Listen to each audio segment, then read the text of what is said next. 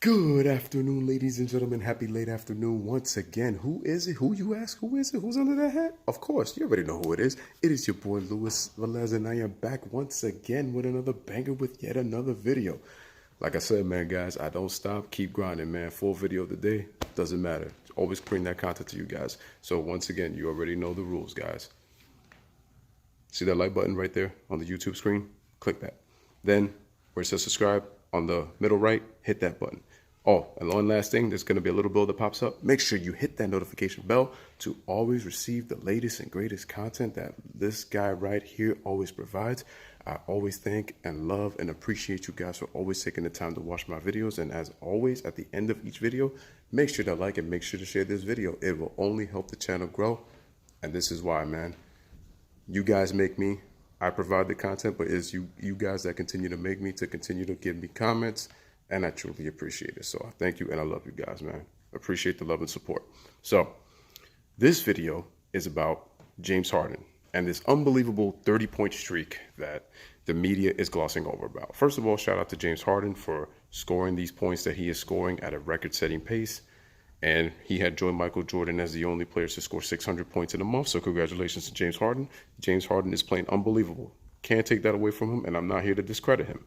But Kobe Bryant and Tracy McGrady were on the jump, and they were both sitting together in front of Rachel Nichols when she gave them an interview, especially talking to Kobe.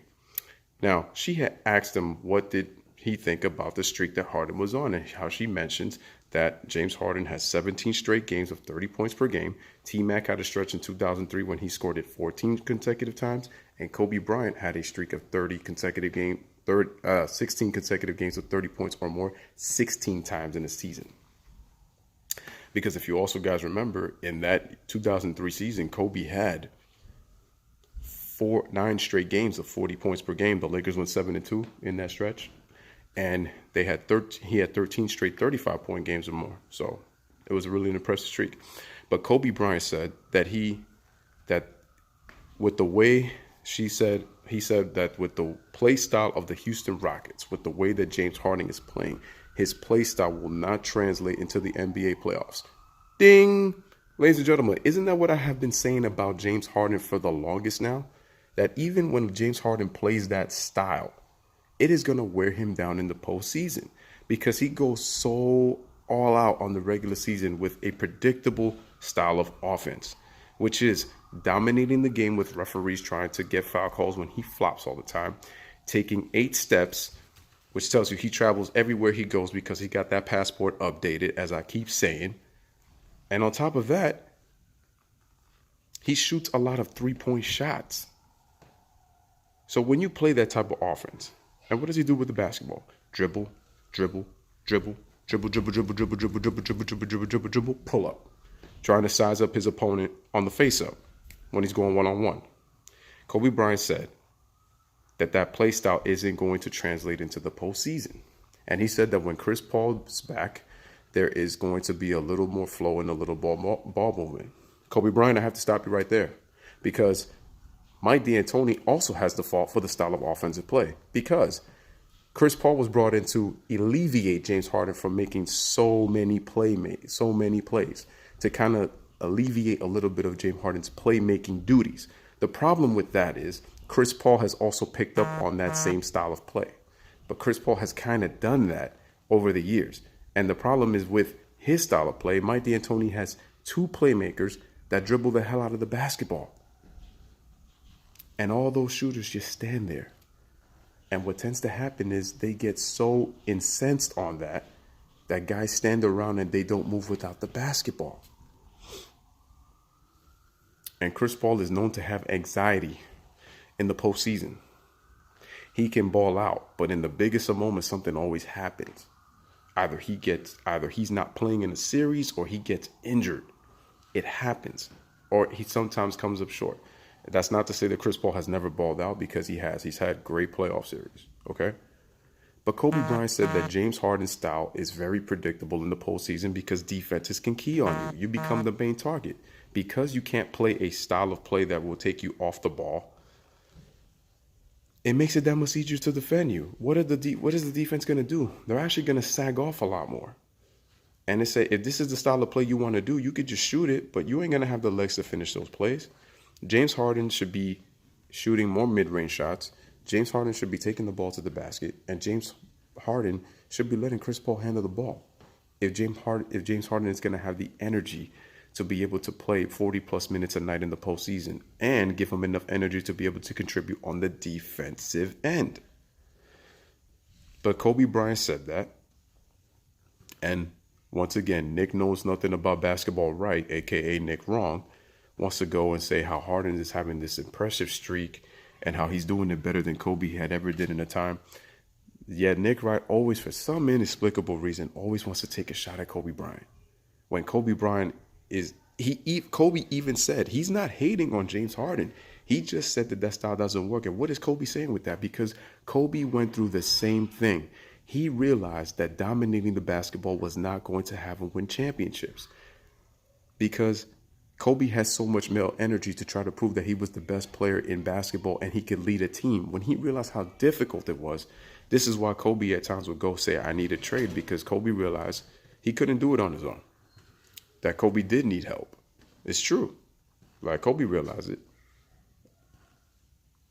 But the fact that Kobe did it with one superstar in Shaquille O'Neal and one all-star in Pau Gasol, that's not a lot of superstars. That's not a lot of all-stars. He did it with 2 centers. 5 championships with 2 centers, ladies and gentlemen. 2. People make it seem like if Kobe had this incredible all-star lineup, he had good players, don't get me wrong. But Kobe won a championship with 3 championships with Shaq with no finals MVP because Shaq was the best player. But once again, I said that there's just too many circumstances that people just love to ignore and they love to hate on Kobe. Watch my videos. Kobe wasn't carried by Shaq and Shaq was not carried by Kobe. 2 parts. Go take a look. See what I have to say on it. And that'll explain everything as to why Kobe proved that he could be a main option on a team. But Kobe was able to become a great player and invigorate his teammates when he realized that he was not the best teammate. Kobe allowed himself to trust his teammates and became a much more mature leader. After that, Kobe went to 3 finals, won 2 championships and 2 finals MVPs with Pau Gasol. So he was able to do it, but it was because Kobe was a much more efficient and Kobe had a much better understanding of the game and how to incorporate his teammates, when to take over, when to take a step back. I mean, he was able to do it with Shaq, but you have to also remember, Kobe is an alpha male. He has a lot of male energy. At times, he will take himself out of the game to prove that he could be able to hit shots. And there's one thing I will always say about Kobe Bryant. He is probably the only player in NBA history that when he gets hot, he is one flame that can probably, as many times as you blow it, still be burning. That's how hot Kobe can get. But James Harden, I told you, he tends to dominate with his flopping, his traveling, and his dependent on the referees for foul calls. That's not saying that James Harden is not good. But I'm telling you right now, this is why I said if you go watch my video on why Harden 61 is not impressive as Kobe 61, Kobe was much more efficient in that game. And I said in Kobe 1's 81-point game, if you take away his 18 free throws that he hit in 20 attempts, Kobe still scored 63 points in a 48-minute game on 28 of 46 from the field. That's over 60%. Where the hell are y'all getting from that he was inefficient in his 81-point game? It's crazy. Crazy. It's like they don't even do the numbers. He had a 60, 50, 90 in that game. But Kobe also said that James Harden was doing an incredible job with the way that he's playing and with the injuries that the Rockets have had, that he's had to kind of play that way. He's just saying he's not a fan of the style of play because he went through that and he realized that being ball dominant was not going to win eventually. He knew, and that's what he had to learn and he had to go through. But Kobe stuck it out with the guys that he had. Even if he wanted to ask for a trade, he did not leave. He could have left, but he did not leave. So he chose to come back. Okay, I told you, Kobe Bryant in that opening night game against the Houston Rockets back in 2007 for the 07-08 season, Kobe was heavily booed by the fans at Staples. Heavily booed after the comments he made on Stephen A's radio show. Heavily booed. They didn't even want him on the team. And Kobe at least scored 45 points and kind of won their hearts over with his performance. And people have to remember that the Lakers weren't even trying to get Pau Gasol that year. They got him for insurance because of the injury to Andrew Bynum. And the Lakers were in playoff contention. The Lakers, I believe at the time, were, I want to say 27-13 or 28-13 before the injury, just about the halfway mark of the season, before Bynum went down with that knee injury. And unfortunately, it was on an accident that Kobe Bryant caused that injury when he bumped into Bynum's knee and caused his knee to pull back, and he was out for the year. But even then, Mike D'Antoni needs to change his play style, because if he doesn't, Chris Paul is going to be without a ring. So will James Harden. James Harden is going to be just known as a regular season player. This is all fine and dandy. What James Harden is doing is incredible. But Kobe haters want to go and say, oh, Kobe's talking about James. Oh, look who's talking. Like Kobe was ball dominant. He's saying that because Kobe went through the same thing. And he realized that being ball dominant isn't going to win championships. It's not going to improve team chemistry with your teammates. That's what he's trying to say. Now, I'm pretty sure Harden has probably good chemistry with the team, maybe. I'm not even going to say maybe. He probably is a good teammate, no doubt. But once again, when defenses can key on in you're not going to get the same foul calls that you're going to get in the playoffs, which is why Harden needs to adjust his game. D'Antoni needs to diversify that offense. Chris Paul is not getting younger, ladies and gentlemen. He'll be 34 by playoff time. During the middle of the playoffs, second round at bet. In the second round, he'll be 34 years old. So Chris Paul's not getting any younger. D'Antoni needs to find a way to play 9-10 deep, make sure that Chris Paul is getting the rest and James Harden, and that those guys stop being predictable. They need to be able to have the defense to keep moving their feet. If they don't do that, the defenses is just going to sag off and they're just going to focus on one, and they're going to say, we're going to just hone on the shooters. You got to beat us.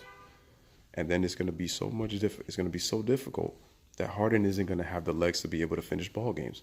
And that's why his percentages suffer even more than they do in the regular season. Because of the shot attempts, especially that he takes from three, is just boring to watch, and it's too predictable.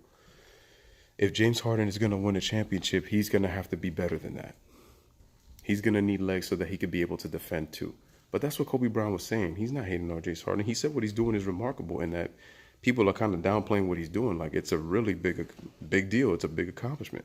But what I'm saying is that people are trying to make it seem like, once again, I've said this before, that James Harden is a better scorer than Kobe Bryant, and he is not.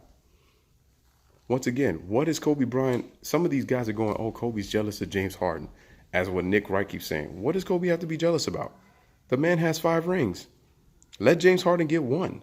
Maybe get close to 5, and then we'll talk about him being a better scorer than Kobe Bryant. And even then, so Kobe in his career in 40-point games, and like these little streaks that you want to talk about, first of all, Kobe has scored 40 against every team in the NBA but his own Lakers. And Kobe's a career 52% field goal shooter. He shoots a career 52% when he scores 40-point games. He had 2 games in the 2007 season when he scored 50, he shot over 70%. Think about that. 70% field goal shooting in 50-point games in the same season. That's remarkable. That is remarkable. I know Michael Jordan has done it because he had a 24 for 29 shooting for his 52 points in the 1988 game. That was the year he won MVP, averaging 35. But still, this is the media trying their hardest to try to say that Kobe is nothing compared to James Harden in terms of what he's doing. And again, James Harden is benefiting from the rules of today's game. You really can't touch a guy. And he's getting 11, 12 free throw attempts. But that's because he flops a lot. And if James Harden is dependent on the referees, it makes it that much easier. If he doesn't change his game, all they're going to say is, James Harden, well, you're a regular season player. That's all not. That's the notion that you get on Steph Curry. And Curry's balled out in playoff series. If you remember, James Harden was dueling Steph Curry. James Harden went to the Western Conference Finals with just Dwight Howard. They had a good team. And Curry averaged over 30 a game against James Harden. This was pre-KD Warriors.